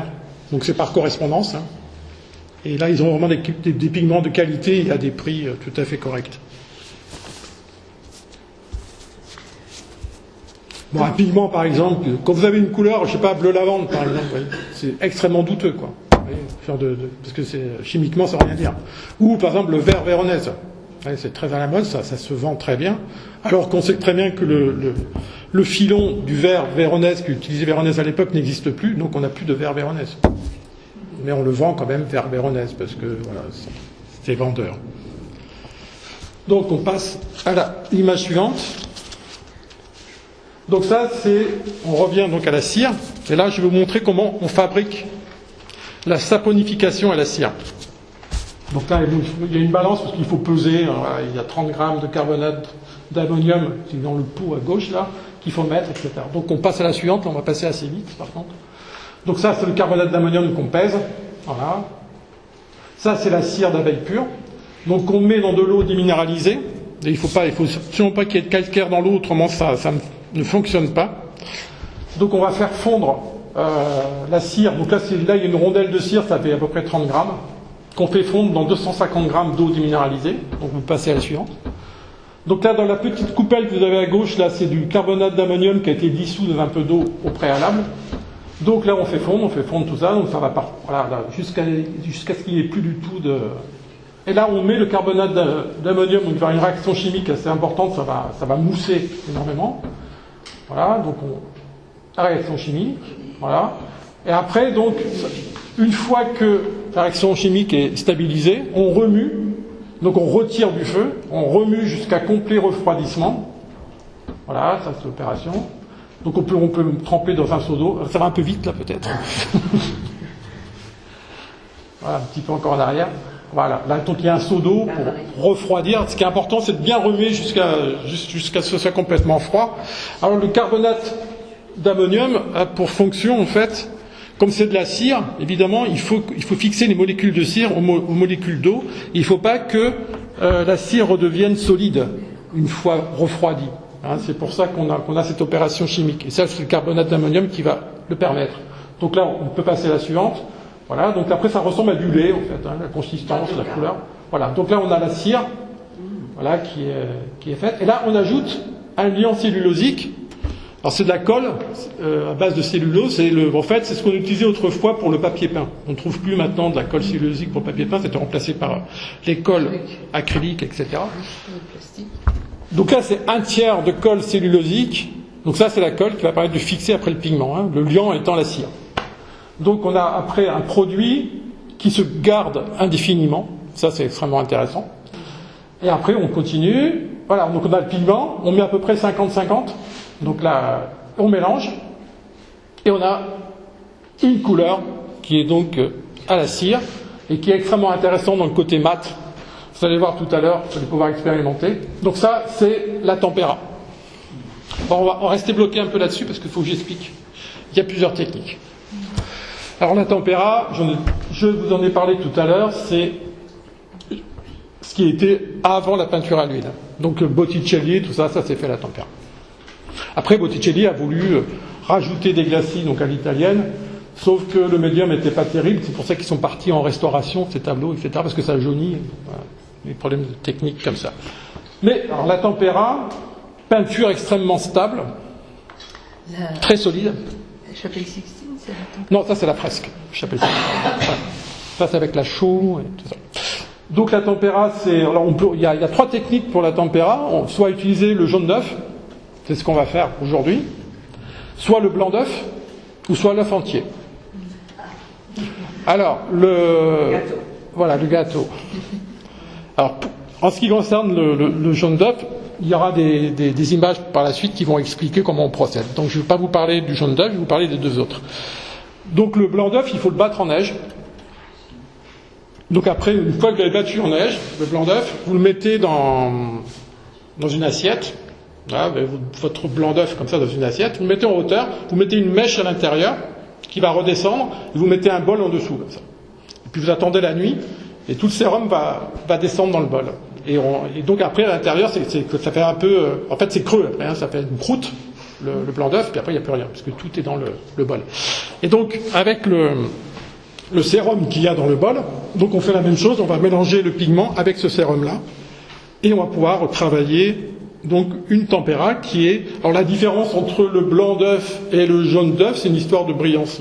Voilà, il y a des variations par rapport à ça. Mais c'est aussi stable l'une que l'autre. Alors après, l'œuf entier, donc c'est une omelette. Mais ça, c'était utilisé pour le théâtre, parce qu'en fait, c'est pas très stable. Et c'était à l'époque, ils utilisaient ça pour faire les décors de théâtre, puisqu'en fait, ça faisait une tournée, et puis après ils viraient les décors. Donc je vous conseille pas l'omelette. C'est plus économique, mais c'est pas très stable. Donc on va passer à la suivante. Donc là c'est le jaune d'œuf. Voilà, donc on sépare le blanc du jaune. On passe à la suivante. Voilà. Et après donc on incise la membrane du jaune d'œuf.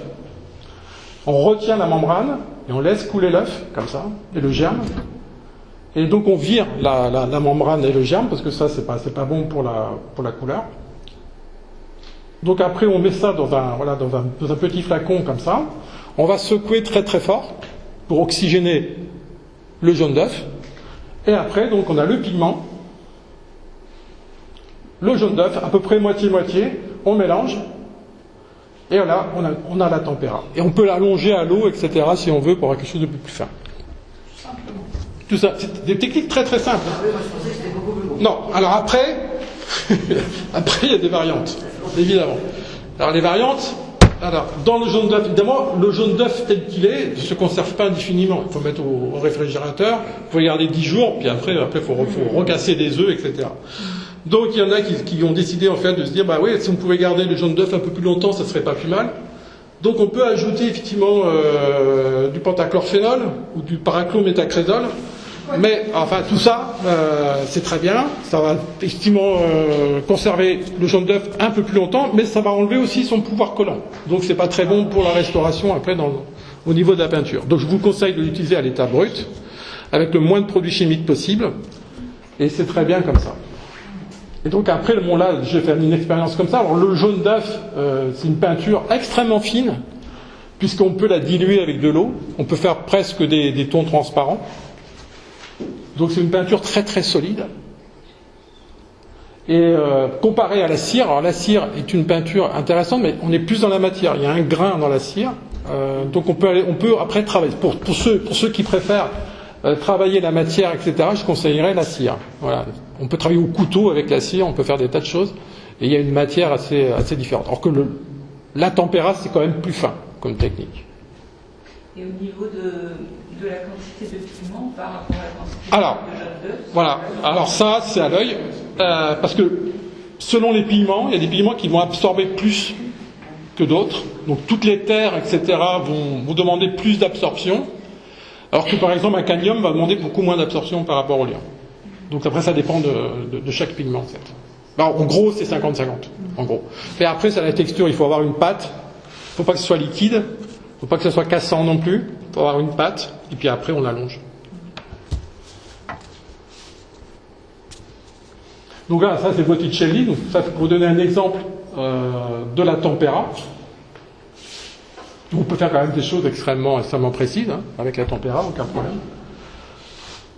Et ça a perdu de sa couleur ou pas? Alors ça a perdu, ça a été restauré. Parce que, bon, à l'époque de Botticelli, il voulait quand même essayer d'innover au niveau technique, mais sauf que Botticelli, c'était pas Vanek. Et donc il a passé de l'huile de lin, et il a essayé de trouver des transparences. Mais sauf que l'huile de lin pure, comme ça s'est très mal oxydé, ça a jauni énormément. Et donc il a fallu restaurer tout ça, mais voilà. Donc ça, après, c'est des expériences qui se font, et des accidents, et des tas de choses, des essais qui ne sont pas concluants. Mais ça a jauni au bout de plusieurs dizaines. Oui, c'est ça. Voilà, oui, tout à fait. Oui, c'est pas quelque chose qu'il a pu voir de son vie. Non. Donc on passe à la suivante. Voilà. Alors ça, c'est marrant. Enfin, c'est juste. Voilà. Non, ça c'est la première.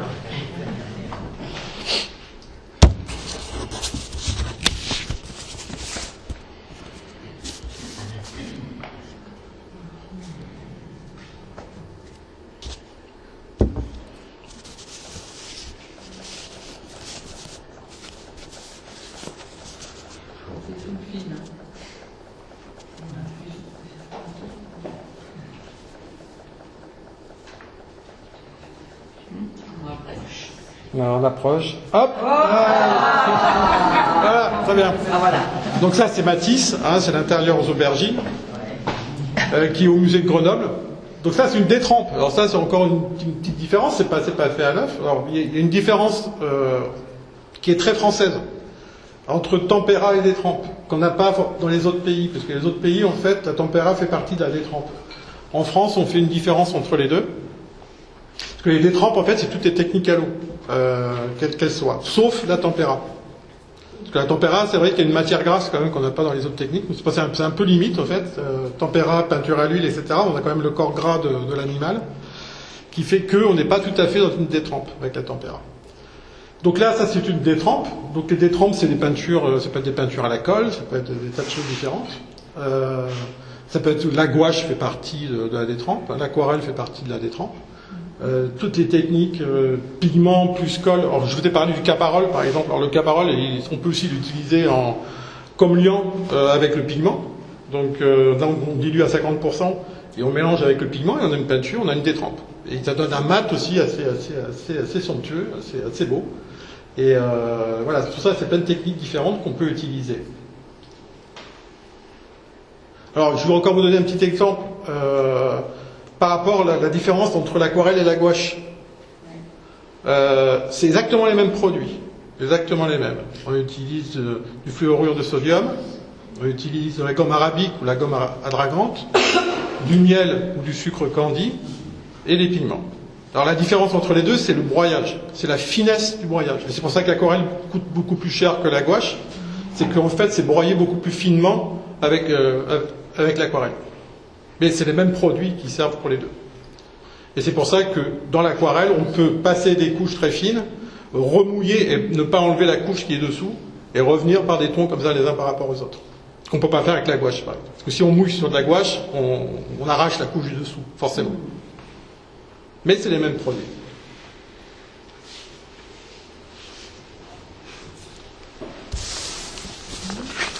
Ça, c'est des gouaches, Matisse. Alors Matisse, c'est des trempes, donc c'est surtout peinture à la colle, beaucoup de peinture à la colle. Alors la colle, ça peut être le liant cellulosique aussi, qui est une colle qui va donner un peu plus de transparence qu'avec le Caparol. Après, après ça peut être effectivement gouache, ça peut être peinture à la cire qui est considérée comme une détrempe. Enfin, c'est assez large, hein. Le terme détrempe, c'est toutes les techniques à l'eau en fait.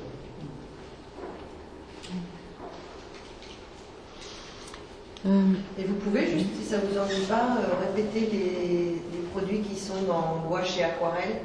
Vous avez dit oui. Le miel, le sucre. Voilà, le miel c'est pour que ça se laisse plus mouiller par l'eau, hein, le miel ou le sucre candi, le fluorure de sodium, ça c'est pour la conservation, pour pas qu'il y ait de champignons qui se mettent dessus. Et puis après vous avez la gomme arabique ou la gomme adragante. Aggravante. Adragante, arabique. Donc ça il faut la faire, ça se fait avec de l'eau tiède, on fait gonfler la gomme 24 heures avant, et après une fois qu'on a cette gomme, on la mélange au fluorure de sodium, au miel, et après on broie avec ce mélange-là, le pigment directement avec ça. Bon, c'est très long hein, pour l'aquarelle, il faut broyer vraiment très très finement au mortier, pilon. C'est très très. Moi j'en ai fait déjà, hein, et c'est très intéressant à faire. Il faut du temps. Il faut beaucoup de temps. Oui, pour tout ça il faut beaucoup de temps. Ouais. Mais après, il faut fabriquer ses propres pigments à couleur Garance. Végétaux. Végétaux, ouais. Et on peut aussi bien sûr. Carrément démarrer de la base. Tout à fait. Ouais. On peut faire des lacs de Garance. Absolument. Et alors c'est quoi la laque? Alors la laque, en fait, c'est l'inverse d'un pigment couvrant. La laque, ça s'utilise uniquement dans les glacis. Donc tout ce qui est ton transparent. Tout ce qui est laque, c'est pour les tons transparents. Mais en partant d'un colorant. Alors, voilà, les colorants, c'est encore autre chose. Là, on est encore dans autre chose. Oui, mais en partant du colorant de la Garance, on obtient, on obtient la laque. Oui, la laque, tout à fait. On obtient des pigments. On ne part pas de pigments, c'est un colorant. Oui, c'est ça. La Garance, c'est ça. Dans tous les végétaux, sauf le bleu. Sauf la ligne. Oui, c'est ça. Qui est à pigment au départ. Oui. De toute façon, tout ce qui est couleur, etc., pour les artistes, ça a évolué complètement en fait avec tout en fait ce qui concerne en fait la teinture des vêtements, parce que ça vient de là en fait. La grosse industrie, c'était par rapport à la teinture. Mais j'ai vu un artiste. Moi, je suis pas du tout artiste, hein, mais je produisais de l'indigo. Mais un artiste qui s'est absolument enthousiasmé pour un truc qui s'appelle la fleurée. En fait, au départ, ça s'appelle la fleurée de pastel, mais c'est un pigment hyper fin qui est formé par la mousse lors de l'oxygénation quand on fabrique le pigment indigo. Il y a une mousse qui se produit, une mousse bleue, c'est magnifique d'ailleurs, très joli. Si on récolte cette mousse, qu'on la fait sécher, si vous voulez un volume gros comme ça, vous avez 2 grammes. Oui, c'est ça, bien sûr. C'est un truc de folie. Et il m'a acheté cette fleurée. J'arrivais à en produire un petit pot comme ça par saison, parce que c'est l'enfer à fabriquer. Ouais. Mais il me disait que lui, il travaillait direct avec les pigments, et il me disait qu'il n'avait rien trouvé de plus fin et de plus... Oui, bah après... Non. Il travaillait, lui, avec la poudre. Après, il y a aussi ce qu'on appelle le lapis lazuli, qui était très très utilisé. C'est une pierre semi-précieuse qui est très très très utilisée avant l'ère industrielle, puisque en fait, c'est qu'on a remplacé ça par l'outre-mer. Mais c'était le lapis lazuli, et ça c'est plus cher que l'or. Hein. Oui, ils en vendent chez Crémer, mais un prix parce que c'est très. Il y en a peu et que c'est. Si j'avais dû le vendre au prix que ça coûtait pour le faire, j'aurais dû lui vendre une fortune. Parce que c'était une tannée à faire. Moi j'avais une question. Alors un exemple, voilà, toute bête, mais enfin, quand on prend l'exemple de Picasso, par exemple, qui peignait à l'huile, etc., alors qu'il ne maîtrisait absolument pas l'huile au niveau technique, il aurait travaillé par exemple avec la tempéra ou des trempes, ben, ces tableaux n'auraient pas bougé. Sauf que la peinture à l'huile, ça se vend plus cher qu'une peinture à l'eau. comme ça, c'est le commerce. Et est-ce que les gens qui achètent des peintures des millions d'euros savent que ils achètent du vent? Ouais, bah après voilà, après c'est une information, c'est après avec les industriels, voilà, ce qui est vendable, voilà, c'est toujours le même propos en fait, hein, c'est-à-dire que ce sont des industriels qui veulent vendre leurs produits et qui essayent je sais pas, un bleu lavande, c'est absolument ridicule, voilà, quoi. Ça n'existe pas. C'est une question d'époque, ça rejoint la question que je voulais te poser sur la lumière et l'évolution de la sensibilité visuelle, parce qu'à l'époque de Van Eyck, oui. La lumière était produite surtout par des chandelles, il n'y avait pas l'électricité avec la lumière régulière et constante. C'était vraiment une lumière qui était, quand je parle de la lumière, pas au moment où on crée, où on peint, parce qu'on peut être à la lumière du jour, mais après dans les intérieurs, etc., où les ouvertures étaient quand même réduites, finalement il y avait un éclairage plutôt à la bougie, aux chandelles, et c'est une lumière très particulière, pas du tout régulière, et très vacillante, et donc l'œil était pas du tout formé comme nous on est formé aujourd'hui, parce que maintenant en plus avec les écrans, voilà, si tu veux parler de ça, et surtout chez la jeunesse et les enfants qui sont habitués il y a beaucoup plus de couleurs vives, etc., de couleurs tranchées, parce que ça fait partie de. Alors c'est rigolo, c'est rigolo ce que tu dis, parce qu'en fait, si on prend l'exemple, même on va encore plus loin, les grottes de Lascaux, il faut imaginer ça donc avec des lampes à huile, des choses comme ça, quand ils ont travaillé les artistes, hein, donc avec une oscillation très particulière sur la roche, et il faut imaginer un peu l'impact que ça devait avoir quand on regardait ces peintures rupestres en ayant cet éclairage très particulier qui devait faire vibrer encore plus l'image, la représentation, et qui devait donner un côté complètement magique en fait à la représentation, parce qu'un éclairage qui est maintenant artificiel dans les grottes, etc., qui ne sont pas du tout en rapport avec ça. Donc évidemment que le rapport à l'époque est extrêmement important. Alors c'est marrant parce que tu parlais des écrans et ce rétro-éclairage qu'il y a dans les écrans à l'heure actuelle. C'est marrant parce que ça on rejoint Van Eyck en fait, mais d'un point de vue théorique. C'est-à-dire que lui, la différence avec la peinture italienne, c'est que lui, la lumière vient de l'intérieur. Donc un peu comme le système de rétroéclairage. C'est pas une lumière extérieure.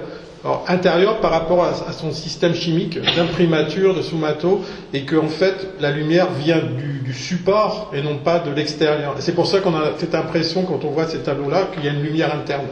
Mais c'est le produit chimique en fait qui fait que avec le blanc et l'émulsion que la lumière en fait sort vraiment du support. Et c'est pas une lumière extérieure. Et le blanc n'est pas extérieur, il est vraiment interne. Donc ça rejoint le rétro-éclairage, mais bien avant. Mais c'est un peu le même système, quoi. Mais notre œil, je trouve ça intéressant comme remarque, parce que j'imagine que notre œil n'est pas le même. C'est pas le même, tout à fait. Parce que le vacillement d'une chandelle, ce qui nous donne beaucoup de plaisir quand, voilà, pourquoi ça a du charme, pourquoi on trouve ça, c'est parce qu'aussi la lumière, elle est en dynamique un petit peu, elle n'est pas fixe comme quand il y a un projecteur. Et donc quelque chose qui est éclairé comme un visage, ou si on a quelqu'un en face de soi, ou un tableau, il y a des choses qui bougent, il y a quelque chose qui bouge. Et je trouve ça fascinant de dire, il y a 500 ans, voilà, les êtres humains ne voyaient pas du tout comme nous les choses et à l'intérieur. Et maintenant, tout va tellement vite, etc. On va nous amuser, une exposition, et on n'a pas la même. Il faut un petit peu de recul, je trouve, pour se dire, on voit pas, on peut voir différemment ou prendre du temps, comme quand on pénètre dans un endroit qui est peu éclairé et que finalement il y a une accommodation. Voilà, est-ce qu'on accepte que notre œil s'accommode? Et parfois, ça rejoint peut-être une question que tu voulais poser, puisque tu es entré dans l'atelier aussi de Bruno, qui concerne le fait que elle était frappée que dans ton atelier, dans tes œuvres propres à toi, il n'y a pas de couleurs vives, des pigments utilisés purs, et qu'il y a des tons plus... Grisés. J'ai dit des tons grisés. Alors, c'est intéressant parce que ils y sont, mais dans une phase précédente. Dans les œuvres finies, elles n'y sont plus parce qu'il y a des glacis qui sont intervenus, etc. Et ça, c'est une question très intéressante parce que c'est une question qui s'est posée dans la restauration, notamment de Sainte Anne, la Vierge et l'Enfant Jésus de Léonard de Vinci. Et ça, c'est un scandale. C'est un scandale parce que il y a une restauration de fait. Et en fait, Léonard de Vinci, quand il commençait ses tableaux, en fait, c'était très vif. Très très vite. Et après, les glacis venaient en fait assombrir, etc., donner quelque chose de très différent. Et évidemment, quand on fait de la restauration, on enlève la crasse, on enlève. Et après, le problème, c'est jusqu'où on enlève. Et ça, c'est pas toujours évident, parce que entre les derniers glacis, on ne sait pas trop, et la crasse qu'il y a dessus sur le vernis, etc., la limite, elle est extrêmement faible. Et donc, évidemment, plus on enlève, plus on voit, par exemple, qu'il y a une couleur qui revient, qui est puissante, quoi. Et ça, c'est une notion d'époque. Et justement, ce que je reproche à la restauration qu'on a fait de ce tableau-là, c'est qu'on est allé trop loin. Donc on a enlevé trop de glacis pour avoir cet effet, on va dire, plus contemporain de couleurs vives. Il y était, mais c'était masqué. C'était masqué par les glacis. Oui, mais au début, il les a mis. Au début, il les a mis. Mais on a trahi l'œuvre de Léonard en enlevant ses glacis, quand même, parce qu'il ne l'a pas gardé tel quel. Il a fait un autre travail par-dessus. Voilà. Et ça, pour revenir à la perception aussi, il y a quelque chose qui me choque parfois. Moi, quand je passe de la lumière à l'extérieur la nuit, en fait, ça me fait plaisir d'accommoder, et puis au début, on voit rien. Et puis après, on commence à distinguer plein de choses. Bien sûr. Je me suis souvent trouvée confrontée avec d'autres personnes qui me disent « Vite, allume ta lumière, on voit rien, allume ta lumière. » Et je trouve ça dommage. Je trouve que c'est bien aussi d'abord qu'il se passe des choses, il y a des couleurs, la nuit, mais pas les mêmes. Et je trouve ça intéressant de voir... Mais si je peux me permettre, je pousserai une petite sortie hors de la peinture, mais je trouve que ça vaut pour l'interaction humaine et la rencontre avec l'autre et l'altérité, et que une personne qu'on rencontre, elle se donne pas en entier comme ça d'un coup, et on peut découvrir petit à petit, si on prend le temps, voilà, de connaître quelqu'un, de rencontrer, et que les gens, on les voit pas d'un coup, tout comme ils sont. Voilà. Enfin, voilà, c'est une petite... On n'est pas dans l'ère de la subtilité, ça c'est sûr. Et je ne sais pas s'il y a d'autres questions. Moi, je voulais juste peut-être une petite question finale, puisque aujourd'hui, dans le contexte écologique qu'on connaît, et qui est la réduction des émissions, etc., et les produits coûteux en énergie, etc., quels conseils ou orientations tu peux donner, puisque on en est là, et qu'il me semble que c'est pas tant d'utiliser soit des pigments organiques, soit des pigments minéraux, soit industriels, mais que la chose, elle est un peu plus subtile. Oui, alors après, c'est un choix. C'est un choix aussi qui doivent aussi se faire, pas seulement au niveau du choix des couleurs, des pigments, mais aussi d'un choix de vie par rapport à chacun. Si on veut être plus conscient du rapport écologique ou pas, quels sont les choix qu'on va faire par rapport à ça. Utiliser du cadmium, évidemment, c'est un produit qui pollue énormément, ça c'est clair, dans la production. C'est un pigment qui est exceptionnel. Bon, après, est-ce qu'on peut s'en passer ? Je pense qu'on peut s'en passer. La preuve, c'est que les artistes au XVe siècle ne l'avaient pas, le cadmium, ils ont fait des chefs-d'œuvre. Donc, oui, après, c'est un choix il faut être conscient aussi de la toxicité des pigments. Et je pense qu'on peut effectivement les remplacer par d'autres pigments, moins toxiques, ou pas toxiques. Est-ce qu'il y en a d'autres comme le cadmium, par exemple, qui sont dans la gamme un petit peu autant toxiques et aussi polluants ? Tout ce qui est à base de plomb, ils sont très toxiques. Mais ça, maintenant, le plomb, c'est vrai qu'on l'utilise encore dans la restauration, mais c'est plus vendu au grand public. Donc après, à part les cadmiums, le vermillon, il y a eu aussi il y a pas mal de toxicité, mais maintenant, chimiquement, ils ont fait quand même des progrès, et c'est beaucoup moins toxique. Après, tout ce qui est ocre, etc., bien sûr, là, il n'y a aucune toxicité, quoi. Voilà.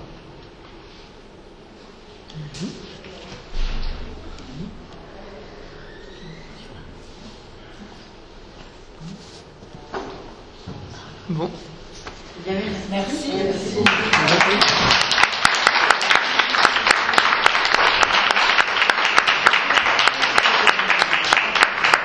Donc après, là, je vous invite à tester, si vous voulez tester les deux techniques, voir la différence.